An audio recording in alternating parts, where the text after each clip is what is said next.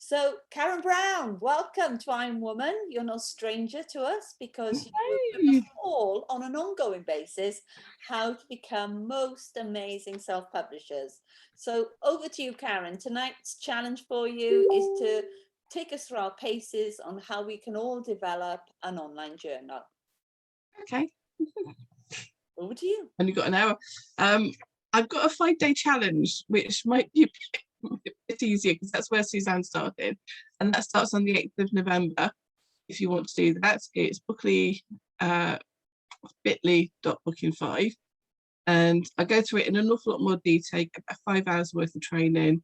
I talk about book covers and I publish a book live on the Friday. Okay. So this is kind of a whistle-stop tour. So can I share my screen there? Yeah, sure. I'm going to make you host, but can you hand it back, Karen, because I don't want to lose the recording. If you click on the share screen bit, you should have the option to share to multiple people. Oh, I've never No. done that before. Okay. Yes, I've done that. Yep. So I can share my screen. So just a little bit about me. So I've published 1 or 2 books. I think it's near about 119 now. This is the one I did last week on my 5-day challenge, and I literally didn't know what I was making on the Monday, and I published this on Friday and it was live yesterday. So that was literally from nothing. Okay, so this is a little gratitude journal, and the theme that I was given was Thanksgiving. So I decided to create an escaping turkey theme, Thanksgiving. So it's quite cute, and we did that in 5 days. And if you go to my free group, within the guides is all the different videos for that week, and you can literally see me building it from scratch. And there's a few other things in there. So that one's free to join. So if I just put that in the chat, if anybody wants to come along.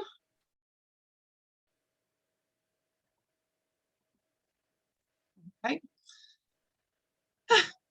So one thing that I do is I do book formatting for other people, and I've also got some book templates. Okay. But what I'm doing at the moment is I'm moving these book templates onto their own website. So there's still lots of work to be done. Ultimately, what I should have when I finish is a massive range of different templates that you can actually download.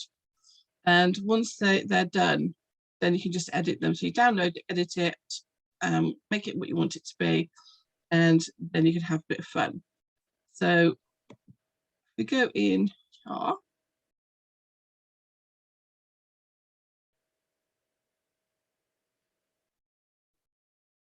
Come on. This is when my computer decides to go on and go slow because it doesn't like doing this. So come on.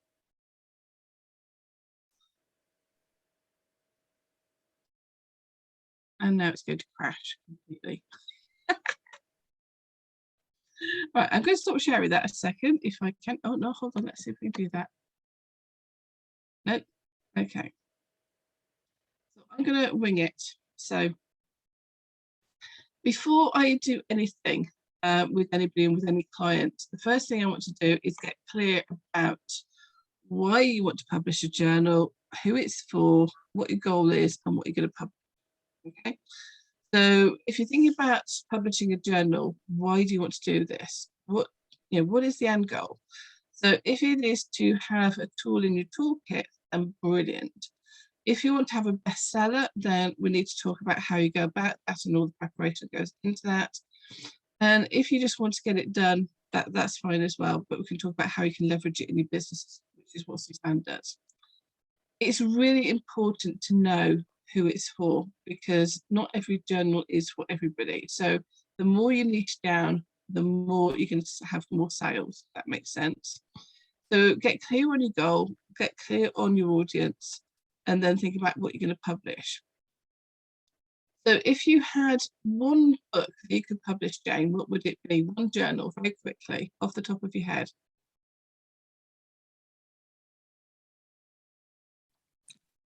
A topic, do you mean? Yeah. Goal setting for 50 something women, or 40 to 50 something women, who are sort of going through a lot of change physically in themselves, and also their whole, if they've Is had that a kids. planner or is that a journal? Sorry? Is that a planner or is that a journal? Probably a journal. Okay, so I don't know. okay, so we'll get clear on that. Okay, so are you going to do this on me now?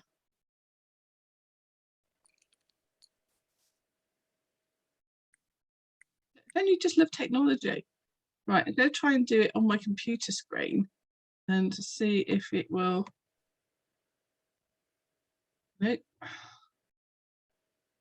Right.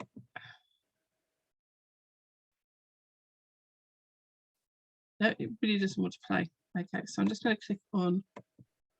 No, it's just going to crash.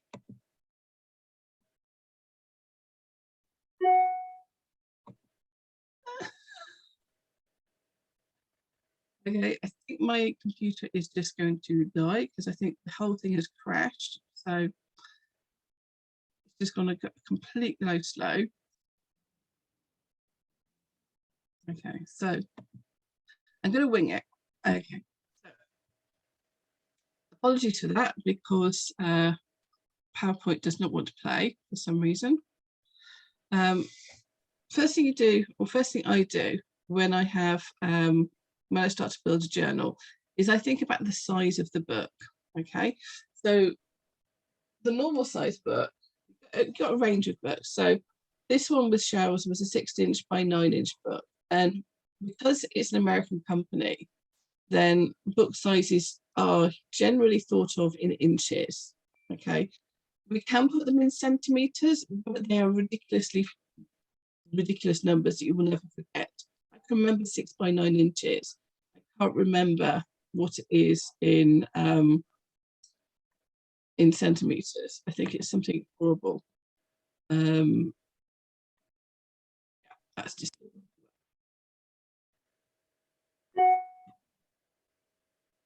So when you've got your book, okay, so the first thing that I do is I go into Microsoft Word. So I'm just going to see if I can do this in Word and start from the beginning with a blank.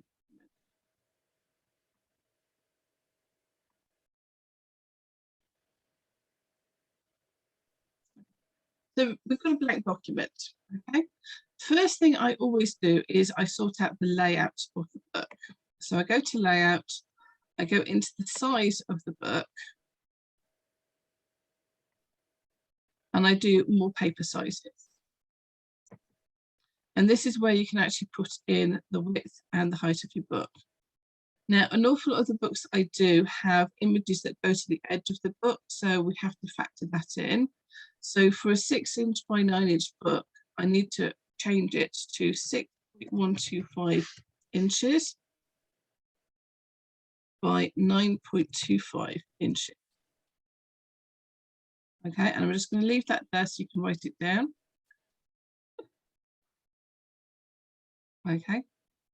So whenever you're doing a book where you've got an image that goes right to the edge of the page, on the width you need to add 0.125 inches, and on the height you would need to add 0.25. No matter what kind of book it is, that is a standard addition to that for the bleed.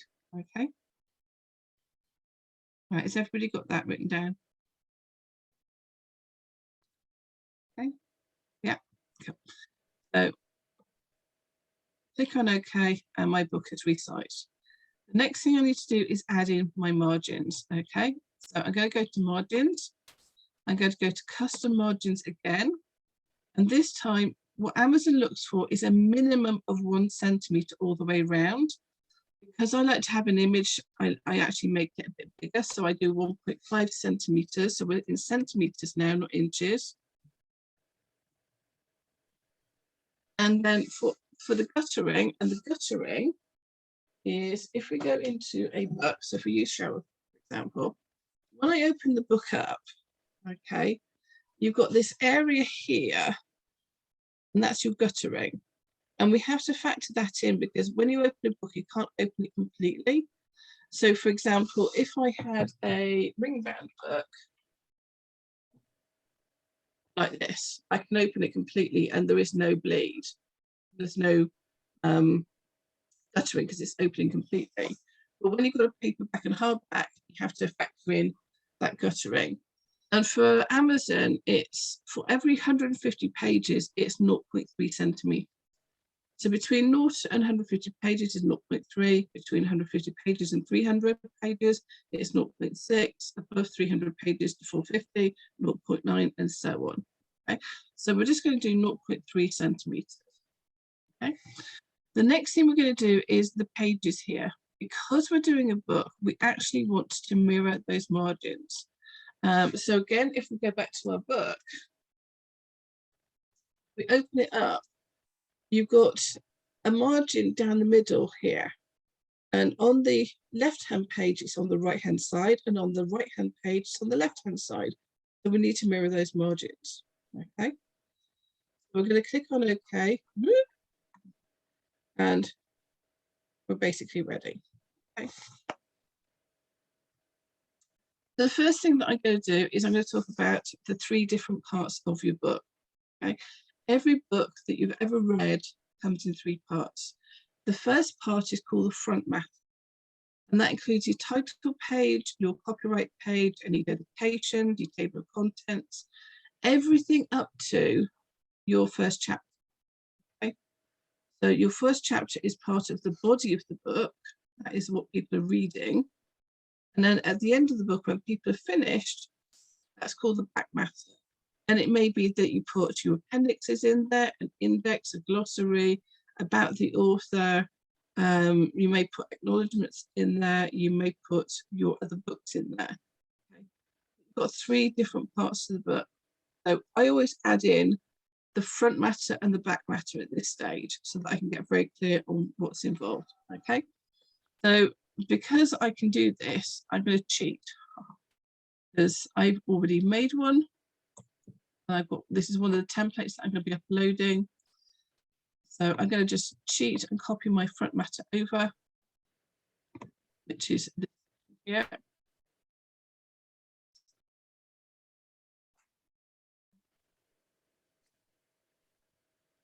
Okay, so we're going to call this a full setting journal or post and a portal. And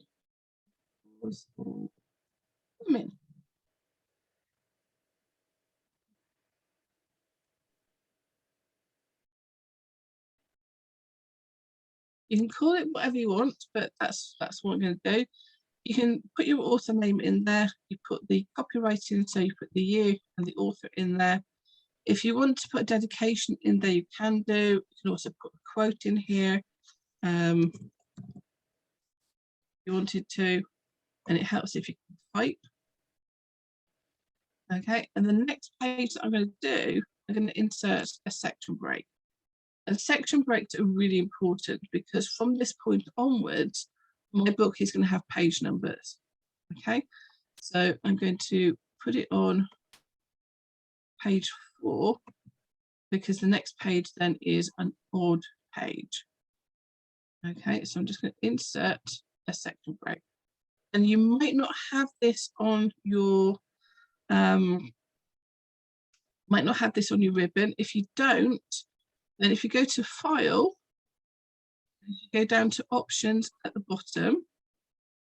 Okay, and then if you go to Customize Ribbon, okay, and then you can go down to, you've got Insert Breaks and insert that. What you have to do first is you have to, here is add a new group. So you go on here and click on New Group, and then you can add that into that group. That makes sense. And then if I click on OK, if I just move me out of the way, you can see that I've got a new group here called New Group, and that's got my breaks. That makes sense? So I'll remove that later on, but that's you can add it to there. Okay, you can also add it onto the ribbon up top here. So this is here as well. So to do that, again, it's File Options. And this time we're going to the Quick Access toolbar at the top.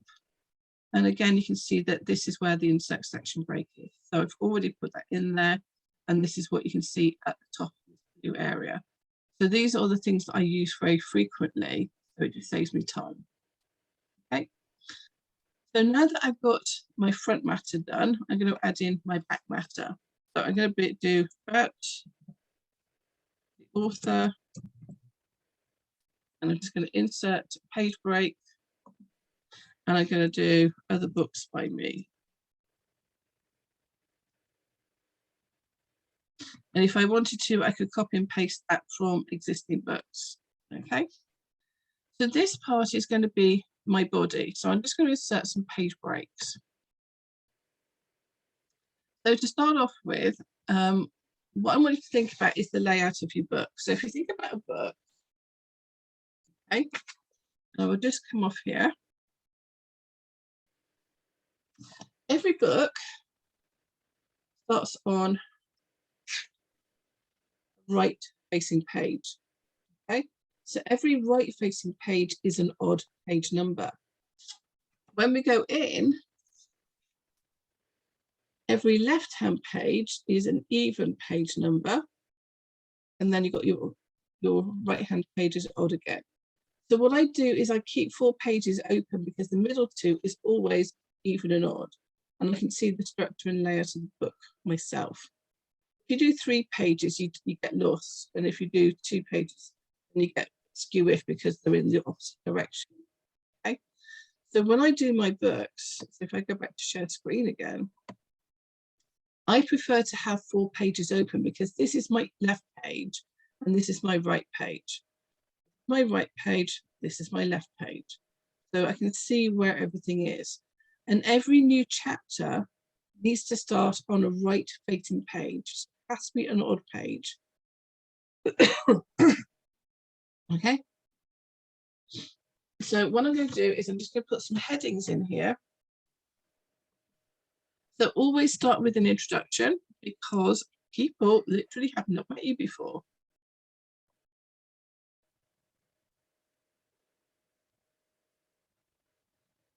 So think of it as, you know, you're meeting a stranger and you're explaining to them, you know, I've created this book. This is who I am. This is why I've created it. This is what the book will do for you. Okay. Because if you're selling it on Amazon, they are people who have never met you before. And this is the first time they'll meet you. So you need to explain who you are, what you're doing, and basically introduce yourself. You know, same as if you started here, hi, I'm Jane, this is what I do, and I'm looking to create a book, and this is the goal of it. Okay. You can explain lots of different bits about your book, you know, for example, with my gratitude journals, I explain what gratitude is, the benefits of gratitude, and those things on there. So if you're doing a journal, you can explain why you've set up the journal, the benefits of journaling, your idea of what journaling is, how you use journaling, benefits of journaling, all those different things that explain to people why they should buy the book. Because if you think on Amazon, if I go into Amazon here, when people look inside the book, they get about a 10% view. So they can see my title page, they can see my copyright page, they can see my table of contents, and a little bit of a quote, and my introduction to gratitude. Okay.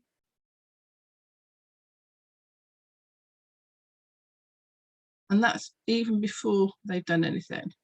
Okay. And they've taken out the other bit and just put the back bit on there. Okay. So, and they've got all my other books, which is very kind of them.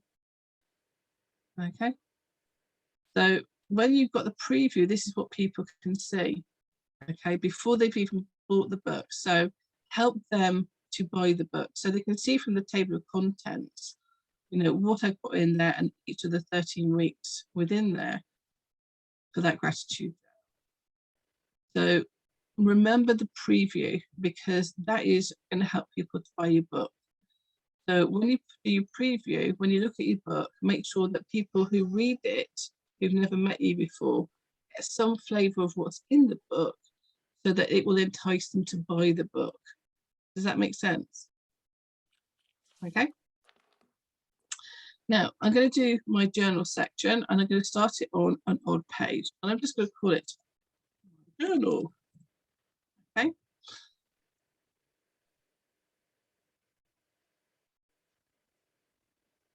Now, there are lots of different ways of doing journals. Okay. You may want to do a daily journal, whereby you have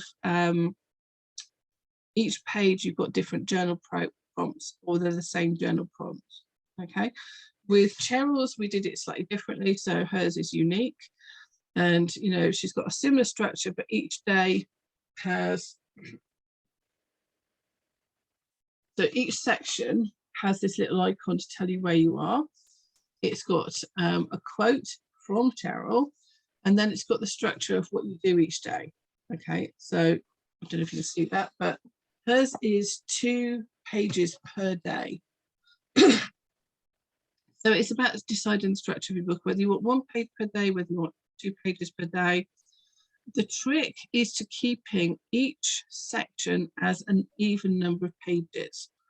So if you're doing a 13-week journal, okay, then if you include goal setting at the beginning, accountability at the end, and have 7 pages for each day, that's 9 pages.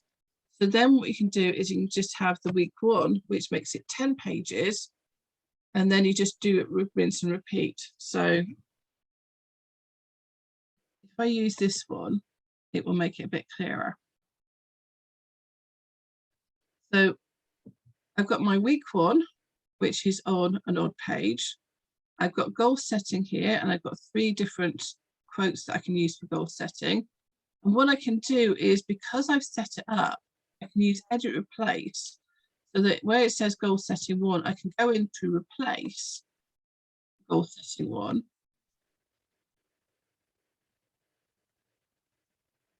And just change that to, what would you like to do?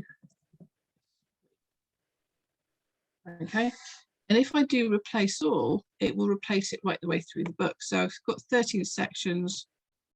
Yes. And there you go, 13 replace.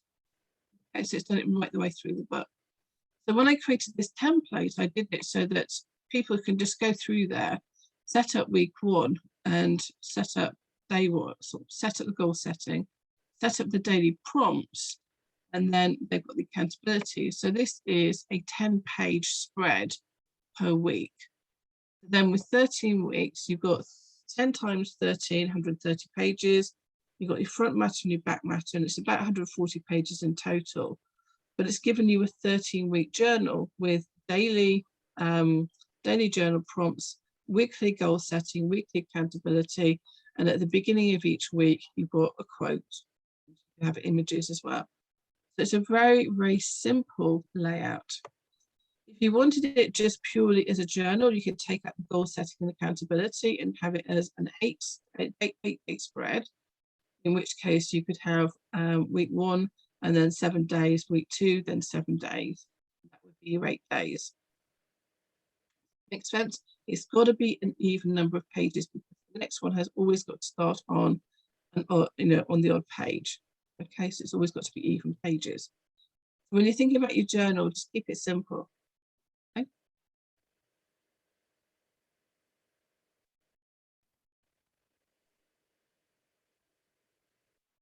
I totally bamboozled you now.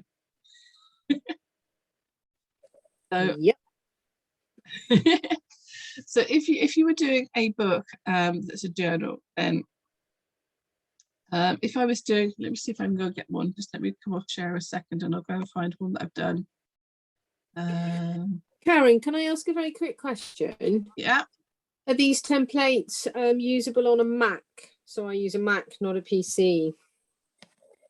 Have you got Windows Office or Microsoft Office on Mac? No, No, I use the Mac version, so Pages. You've got Pages.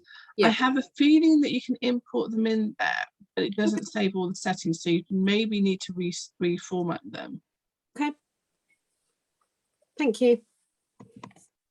Okay.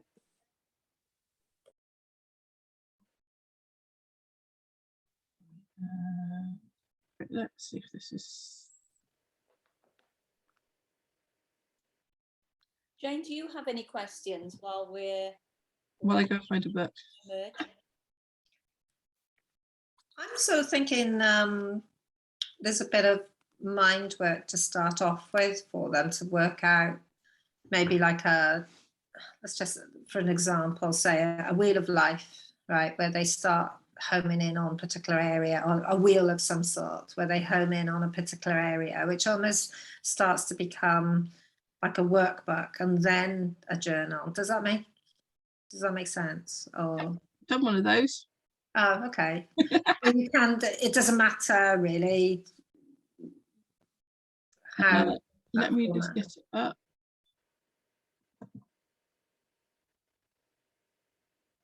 So what I did when I did my goal setting book, and I don't know if I've got it here, possibly, no, it's not anywhere close by.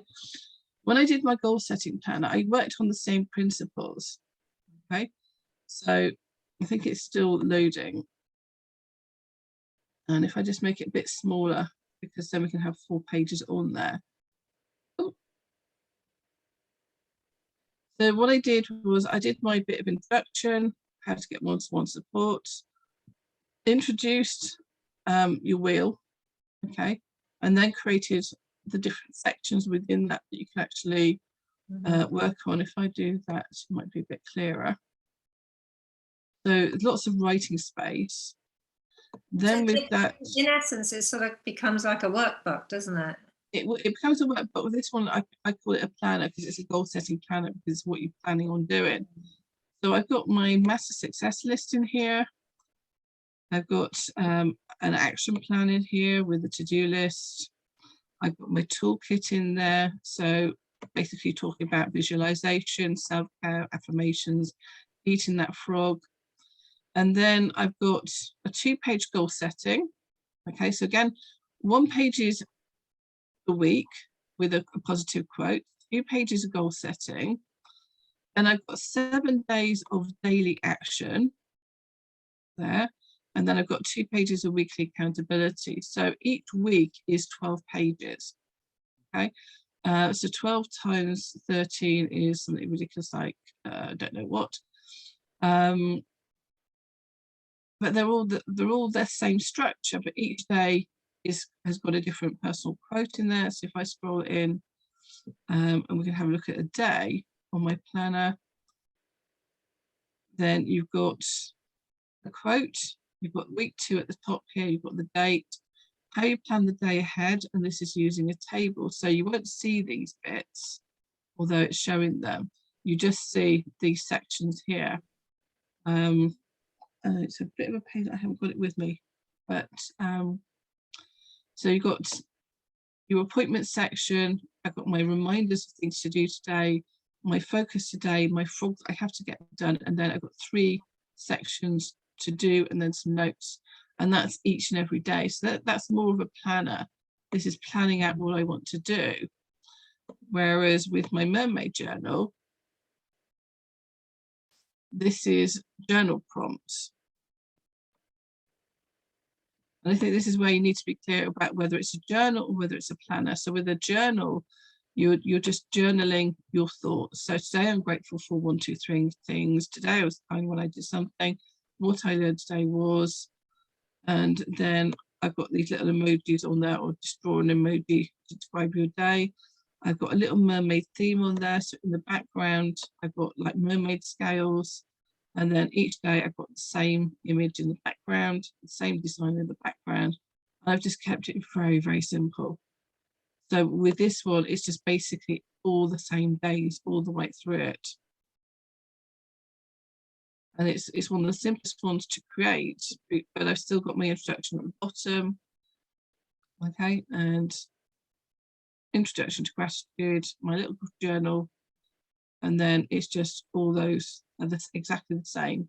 It's a very simple journal that you repeat the same thing every day. Today I'm going to be grateful for, today I was kind, today I learned. And it's just going through that process on a daily basis so that it becomes a habit. But it's pretty and it's got mermaids on there, so I like it. So when it comes to journals and making your own journals, it's thinking about the structure of the book and planning it out. And you can't make too much, you can't spend enough time planning it. Okay, the more you plan it, the easier it is to make it come live. Okay, so think of it in terms of the pages. So again, for the planner, that was 12 pages per week and 13 weeks. And then I had all the bits beforehand to explain it. So it was like a workbook and planner and all those things together. And that one was something ridiculous like 250 pages, but it's really pretty. Okay, and that one I changed, I think, changed the cover on that, and that one is now this one.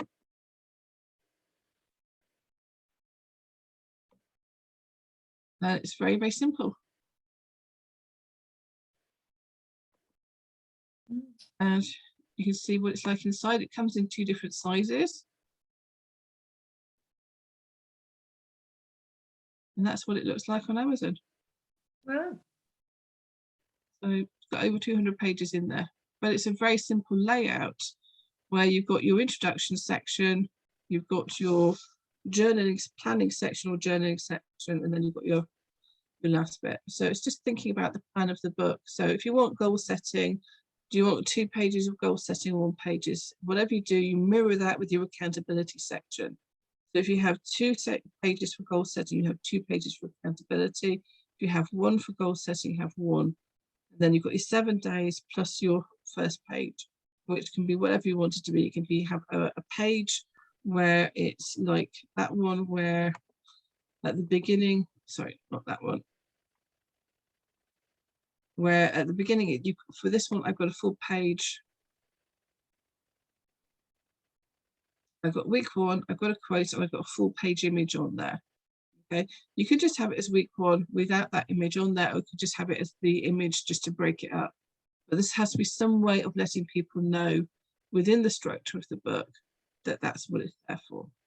Okay? Can you use images from, like, say, Pixabay or? Pixabay have got images that are commercial use and copyright of royalty free. There's free ones there, isn't there? You know. So you need to be very careful about the images you want. Now, I had an account with Deposit Photos. Okay, we had an issue with one of my clients' books that Amazon, basically somebody complained about the image on the front cover saying that it had always been used, and it was an image that was actually from Unsplash, which is commercial use images. But somebody had created a notebook with that image, and we were just using it as a background, but they complained. Even though they didn't own it, they got there first. Okay.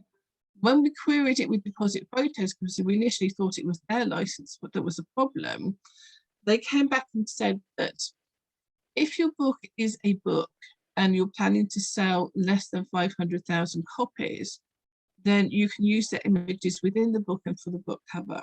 However, they also have an extended license. So the standard license is $1. The extended license is $89. And what they came back and said was, if you are using an image for a notebook or a planner, this is considered stationery and merchandise, and that needs an extended license for each image. So whatever you do with your planner, then you have to be very careful about the images that you use. If you call it a journal, then a journal is fine. They consider a journal a book, not stationery. If you call it a notebook or a planner, it becomes merchandise. It's really ridiculous because to me, it was all under the same header in Amazon, but they were very clear that this was what they were saying. This is their guidelines. And if you go to their website, they don't even say that on there. I had to look really deep and I still couldn't find what they were saying. I only got this information from their support desk and they were adamant that you had to have that. So I just changed my images on there because it's just an awful lot of hassle. So all my images now are Unsplash, and you can just see here, I got the credit for that person in there as well. Okay, so be really, really careful about the images that you use in there. Make sure you've got a license to use them, and make sure that that license allows you to use it for commercial use for the type of book that you're doing, because this is such a nightmarish area. I've got clients where they just put their own photographs in because they've got that talent, and they just go out for a walk and they photograph the trees and the woods and stuff like that, and that's perfect because that's their own images. They can create those, and that's copyright. But if you're using somebody else's images, you need to make sure that you have the right to do so. There's several people get caught out with Getty Images where Getty sees an image in use where you haven't bought a license for it, and they'll send you an invoice for £1,000 because you just didn't buy the copyright for it. So you just have to be really careful. These little clip art images I buy from a company called PNG Tree, and they're just PNG images. So you just have to think about that. They all come with commercial use on them. So you just have to look at the license, be very, very careful with it, because you really don't want to get caught out with that. And the same with quotes. With Cheryl's book, she created every individual quote on there herself. I use quotes in there, but I will only use quotes that are kind of pre-1929, because as long as the person has died more than 70 years ago, then the chances are they are the copyright on them has expired. Okay, so it's something that you have to be conscious of, because you're making something that you intend to make money from.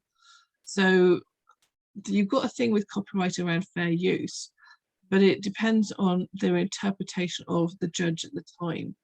So it's such a muddy area where, in theory you could use it, but if somebody takes umbrage and decides to sue you, then you have to be able to defend it. Do you remember the Men at Work? They did a song called For the Land Down Under. Yeah. There was a court case whereby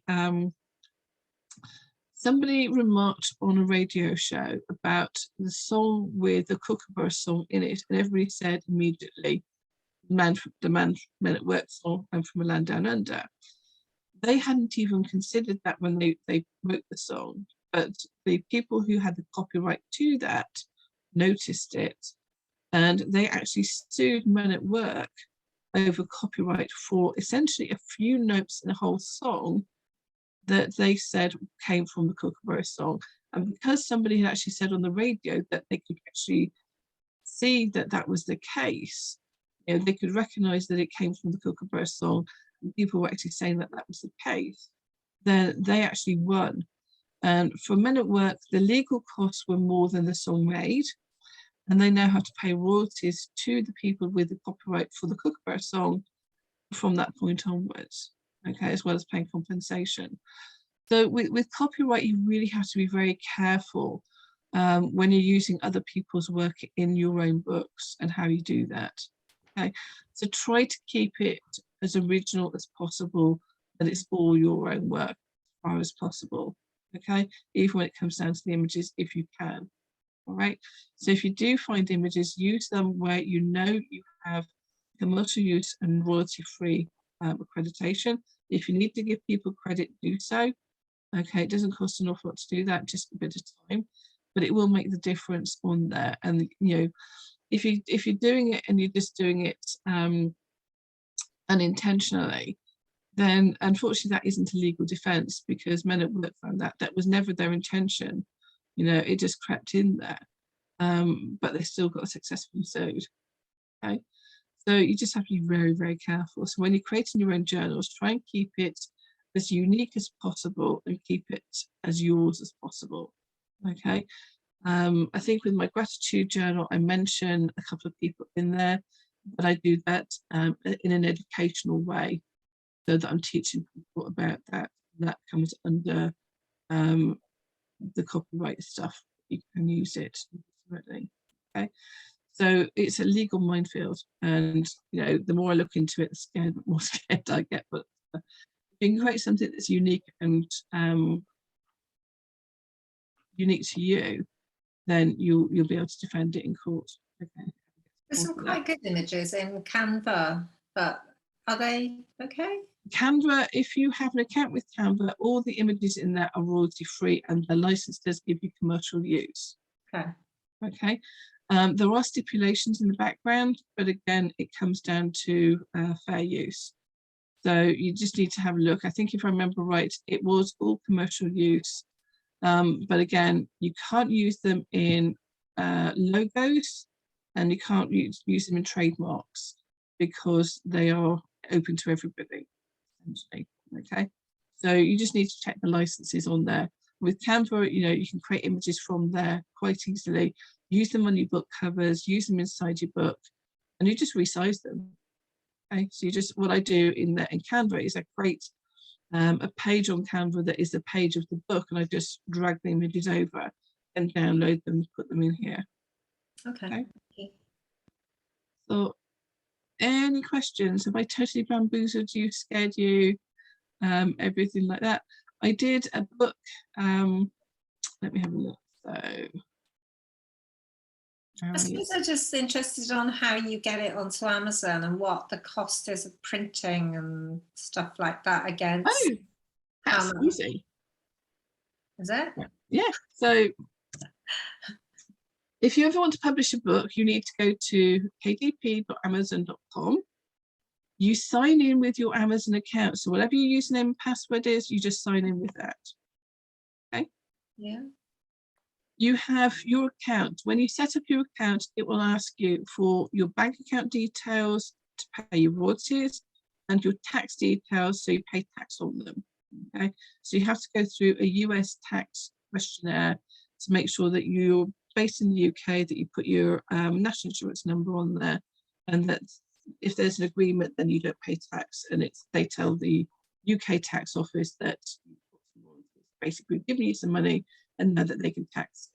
Okay, on your bookshelf, you've got three options. Create a ebook, a paper book, and now you can create a hardback copy book as well. Okay, so you can use the same information and create 3 different books on here. Okay, and there's my little gratitude journal. It's really cute.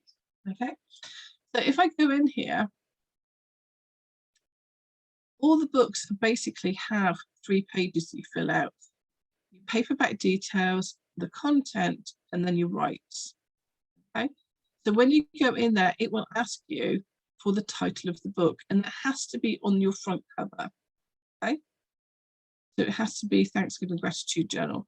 Everything in there is, if it's, you can't edit it after it's been published, and same with the subtitle. So the subtitle can be whatever you want it to be, and you can stuff as many keywords in there if you want to, but it doesn't have to be on the front cover, but the book title does. Okay, and if they see a different title on your book cover, they will send it back to you until you correct it. They need to know who the author is. They need to know any contributors to it, and then a description. So the description is what you see on the book. So if we go into Amazon here and we have a look at my little good journal, I'll just move you out the way a minute.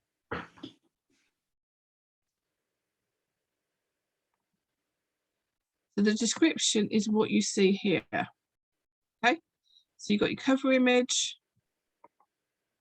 you've got your title here, and then this is the subtitle, and this is your description. And this is where you put it in on here. It then asks you if you've got the right to publish it, and you have to, if you don't say you do, then basically you can't publish it. You get up to 7 different keywords on there if you wanted to, and you can put it into 2 different categories. So if you were to go into, for example, bestsellers and more in books, and go down to Kindle bestsellers, for example, on the left hand side you have all these different categories, and it's basically asking you what categories do you want to go in there. So for me it's usually you know, health and fitness, I think it is,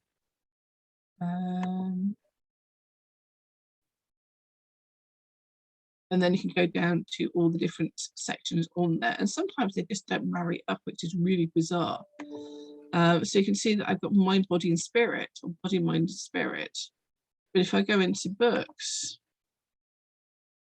that's not there. Really annoying. So it might be on, because this is a paperback as opposed to the Kindle, but you just have to go with what the categories are, because that's where people would hunt books down and look for the latest bestsellers. Then it asks you, is it adult content? And then you can just go and save and continue. Okay. The second page, basically,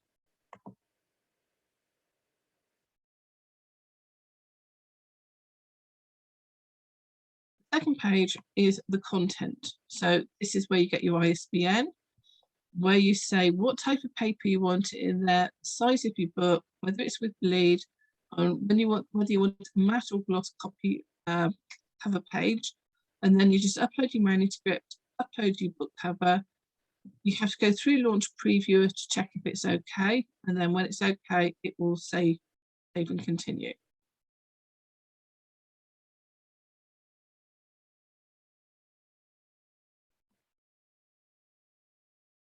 And at that stage, if you're doing Launch Preview, it would actually tell you the price of your book. So you can see now it's telling me the printing cost.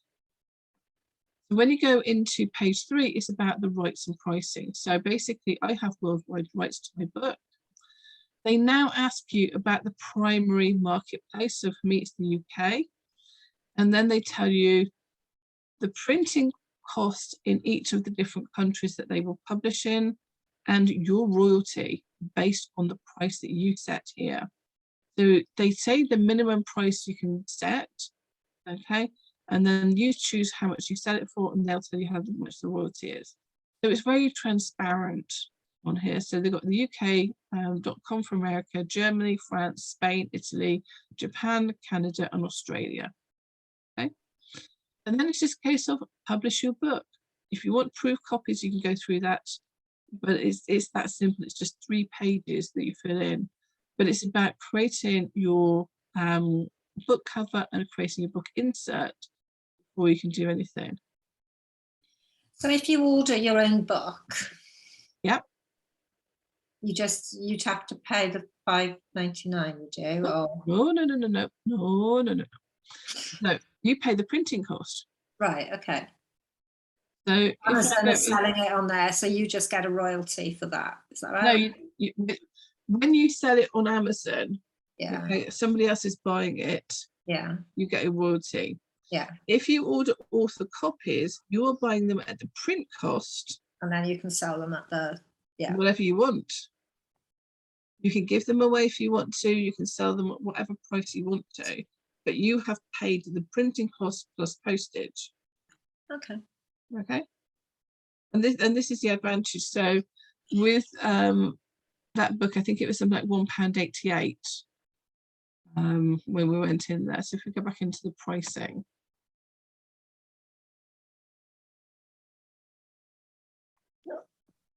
So it was, the printing cost in the UK was £1.88. I'm selling it for £5.99. I will get £1.71 profit in royalties from Amazon. But if I ordered it for £1.88 and bought maybe 100 copies, I would pay £188 plus postage, and then I could sell them for whatever I wanted to. So I could sell them at £5.99, I could sell them at £10.99. I could sell them for free as part of a package whereby I do a gratitude journal course, a sort of gratitude course, which includes the book that I send out to people. You can create gift sets with them. So I've had a client who created a book, created some card decks, packaged them up with a pen and some stickers, and called it a storytelling kit. And she sells those for an augmented amount because you're getting 5 different things in there. So it's not just about the book, it's about what the book does for you. And she sells the card decks as well and gets those printed locally. Okay, so there's lots of different ways that you can think about leveraging your book. But if you think about the royalty here, you know, the royalty is £1.71. On average, a self-published author will sell on average 200 books. So if you multiply that up, you're talking about 300 quid that you're possibly going to make. You need to sell more than that, okay? Some people will sell thousands, but you need to have the platform to do that, all right? If you have an awful lot of people, on social media, if you're going to use them within courses, then you're going to leverage them. And because they're part of the course, people, you're paying £1.88 for the book, but you're selling your course at 100 or 97 or whatever pounds, then you're leveraging the book and you're factoring the cost of the book is part of the package. But because it isn't your book, you're elevating your brand and you can charge a little bit more for that. So it's about leveraging it. Okay, it's turning that £1.71 into something much more. I was always worried about the outlay, you see. I was thinking there was going to be like this huge publishing cost to be able to publish books and stuff like that. Amazon do print on demand. So you order a copy, they print a copy, they send it to the person for you. That's it. This is where it's so useful. If you wanted to, you could create a book, you could go to China, you could order copies, you could order 1,000 copies. They would charge you possibly between $50 and $1 each for each copy. So it's much cheaper. So you have more money. The downside is you've got 1,000 copies in your back bedroom that you've now got to sell and you've got to distribute them to the client. Absolute pain, yeah. Which is a pain in the backside, unless you're giving them away as part of some sort of package, or unless you have some way of getting them into shops yourself, then you have to do it, or some people do it from websites.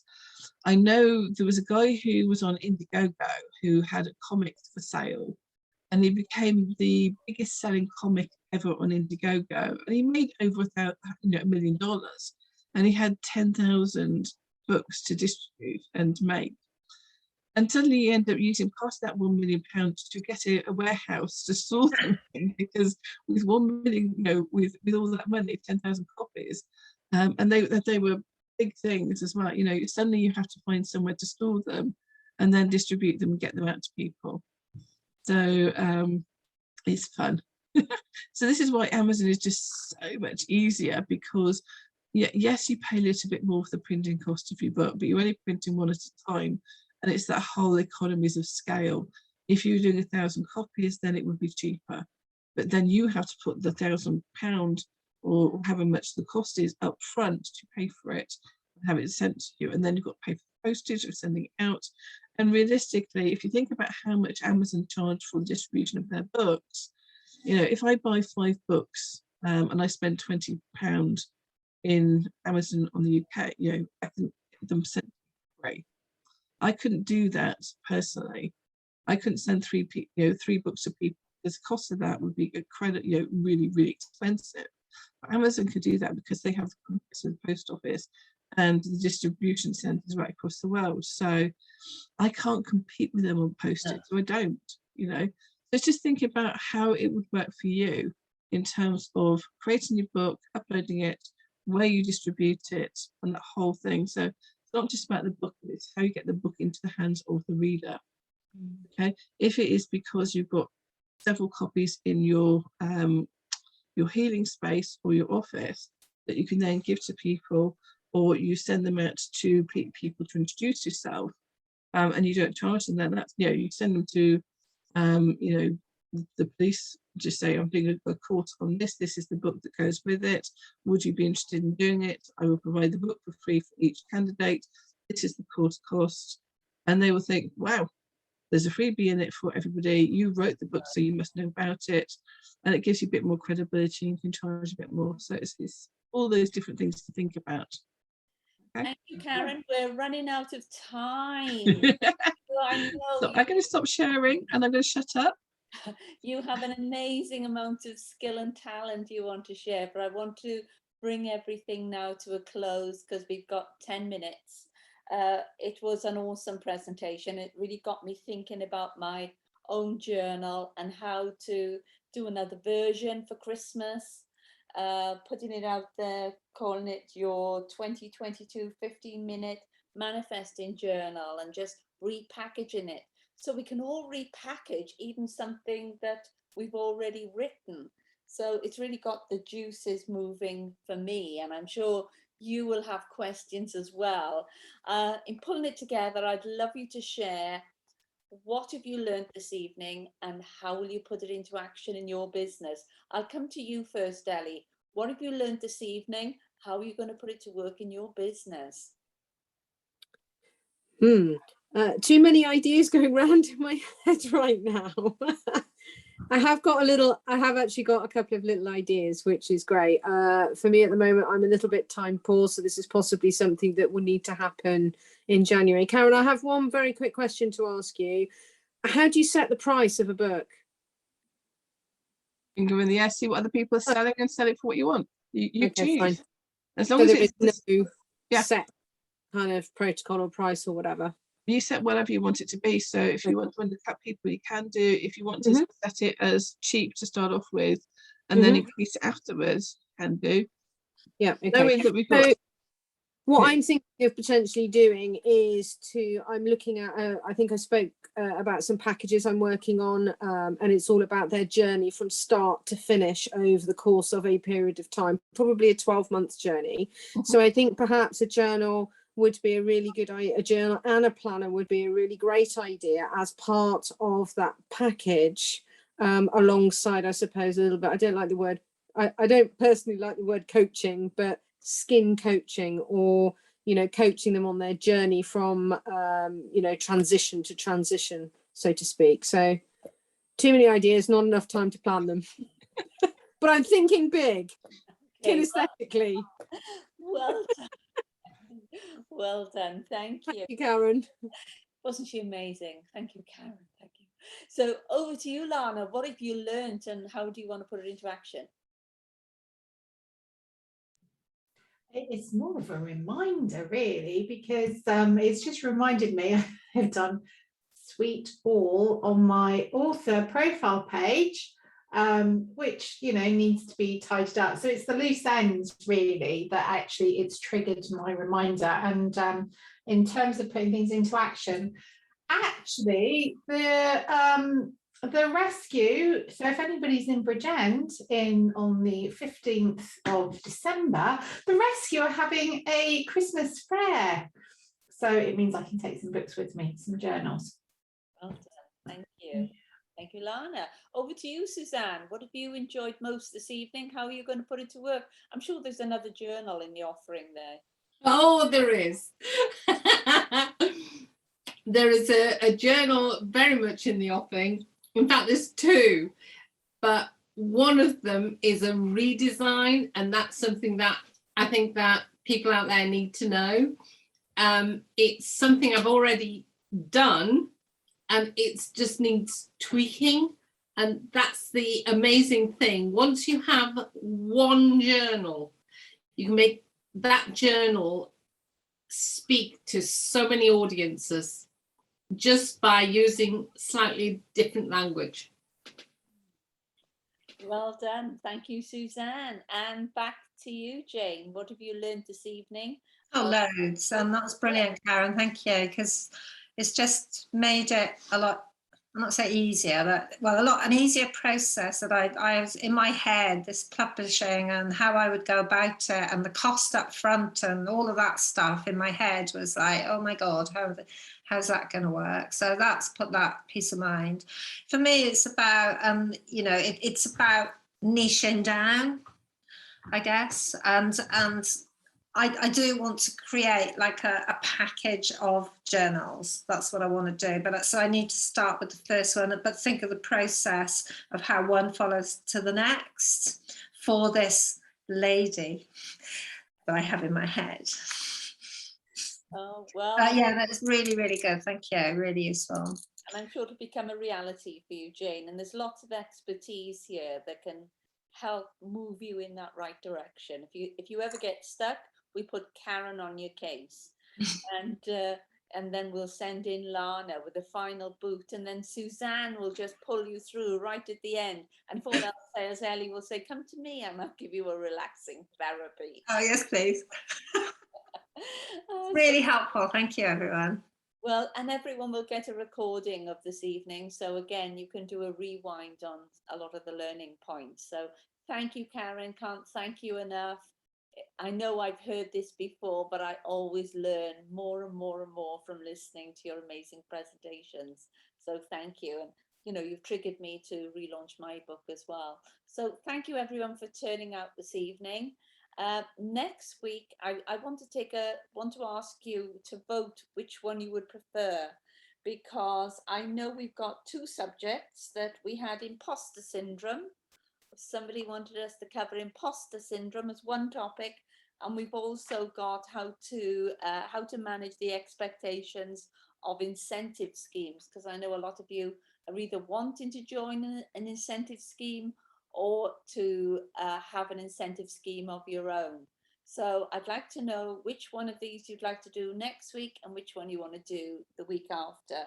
So can you put your hands up for imposter syndrome to start?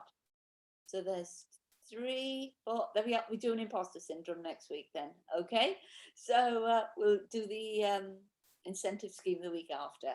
So same place, same time next week, and we'll be looking at, gosh, I think we've all got a bit of imposter syndrome in us, haven't we? Especially when I'm naked in the bathroom. Yeah. So I'm always thinking, really? How can somebody take me seriously looking like this? So I'd like, you know, we've got a few minutes before we go. What does imposter syndrome mean to you? Ellie, you're working in that industry. What are you seeing women coming through showing this imposter syndrome? What do you see? Lots of people with insecurities that they feel are so bad that they hate themselves. They don't like the way that they look, the way that they feel. But as an outside looking in, it's never as bad as they make it out to be. So that's, yeah, it's quite interesting. Okay. Lana, over to you. Imposter syndrome, what's that all about in your world? Feeling of fraud, feeling of failure. Yeah, I suppose all the negatives that you kind of think you've worked through. You know, I'll be honest, I had massive imposter syndrome last week, and I'm very grateful to Susanna because she snapped me out of it.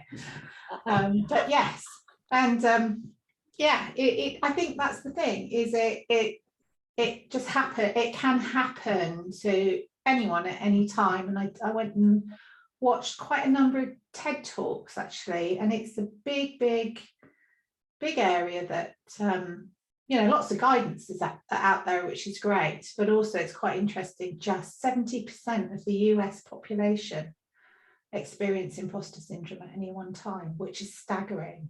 Yeah. We're really surprised with that statistic. So yeah, interesting. Thank you. Over to you, Karen. Imposter syndrome, what's it mean to you? To me, it's the confidence versus competence thing, where even though you may have all the qualifications and you may have all the experience, you're still waiting for people to realize that you're a fraud and you don't deserve what you've got. And for some people, you know, they measure success in such a way that they leave themselves open. So for them, that success is, you know, they get 100%. So 99% to them is a failure. So there's different competency types, I think, that people have talked about in different books, and different ways of approaching it. But to me, it's about competency versus confidence. And an awful lot of people have the skills and the knowledge, but just aren't confident enough to do that. And then you've got the people who are just overconfident.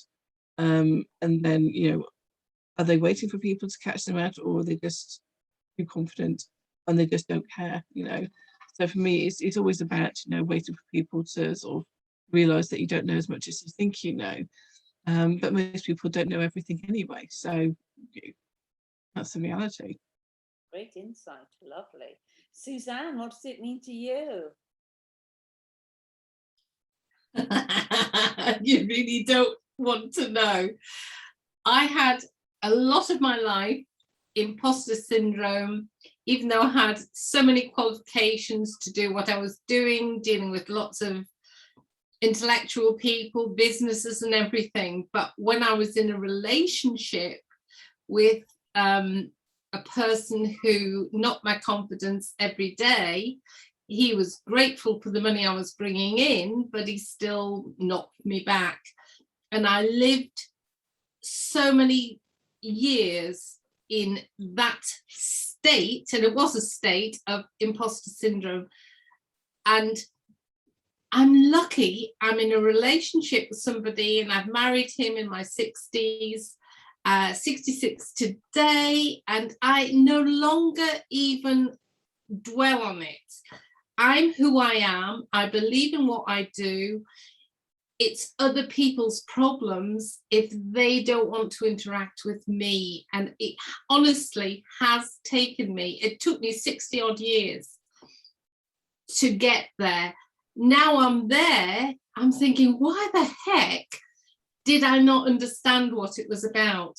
I now understand why I was in that place and what put me in that place. And hey, we're all amazing. Every single one of you tonight is not an imposter. Otherwise, you wouldn't be here, because you've got the belief in who you are to be who you are. And you're all amazing. And there is nobody, I would say, oh, well, I'm not sure about them. Every single person tonight has given so much of themselves in the words that they've used and the way they projected themselves. If you think you're an imposter, my goodness, you need to look in a mirror and talk to the mirror. Talk your talk to the mirror, and the mirror doesn't lie, because there are no imposters on here tonight. And over to you, Jane. What does imposter syndrome mean to you? I'm going on sort of themes of women that I work with who are quite high, well, very high achievers, who are, you know, top of their field and things. And to them, they always tell me I've got not me, they've got imposter syndrome. That's the first. They say, well, I've got imposter syndrome, and they don't feel good enough. They feel like a fraud. They're going to be found out. They have to have it right. It's quite black and white thinking.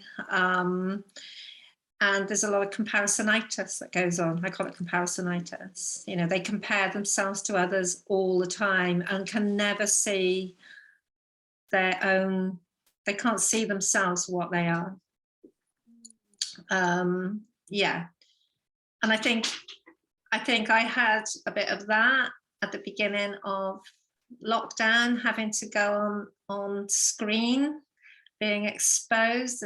It's okay when you're training, isn't it? Because you've got a big group of people and it doesn't bother me. But when you're sat with just a screen, it's really bloody hard, isn't it? It's you feel quite exposed by it.